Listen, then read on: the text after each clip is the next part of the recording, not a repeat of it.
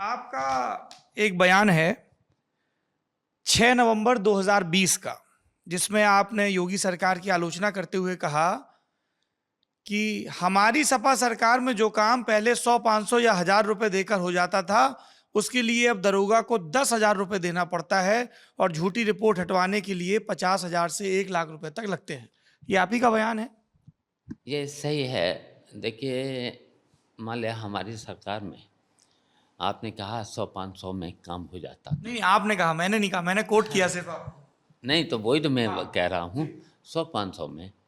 अच्छा, नीचे स्तर पे आप भी जानते होंगे, हाँ, यहाँ तक कि चाहे न्यायपालिका हो, हाँ, पेशगार हो, हाँ, या कहीं पर भी किसी भी कार्यालय में हाँ, हैं, जब भी काम करते हैं तो ऑब्लाइज या कहिए कि मतलब खुश हो कर के हाँ, लोग कुछ न कुछ अ, दे देते हैं।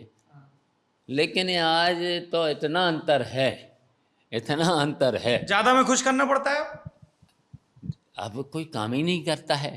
पहले से परंपरा सी बनी जा रही है, परंपरा सी बनी जा रही है। मैंने तो देखिए योगी जी से कहा कि भाई ये परंपराएं तोड़ना पड़ेंगी।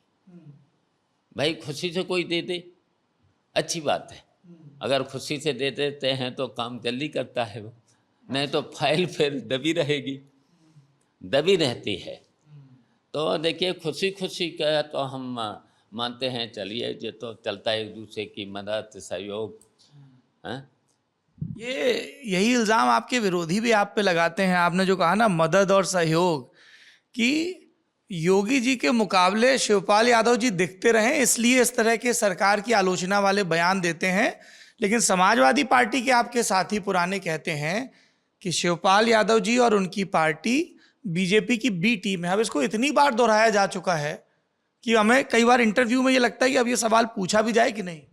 देखिए, ये तो इल्ज़ाम कौन लोग लगा रहे थे? ये आपके पुराने साथी। हाँ, तो देखिए, मैंने लोकसभा का जब चुनाव हुआ था, जी।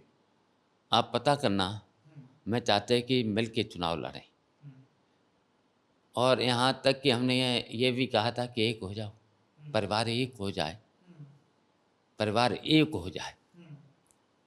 तो जब परिवार एक हो जा रहा है, और मैंने एक भी सीट नहीं मांगी थी लोकसभा के चुनाव में, पता करना, मैंने एक भी सीट नहीं मांगी थी कि सब लोग एक हो जाओ। हाँ, तो ये मौका वही लोग कहते हैं, वही लोग कहते हैं जिन्होंने देखिए विघटन कराया था हम लोगों का।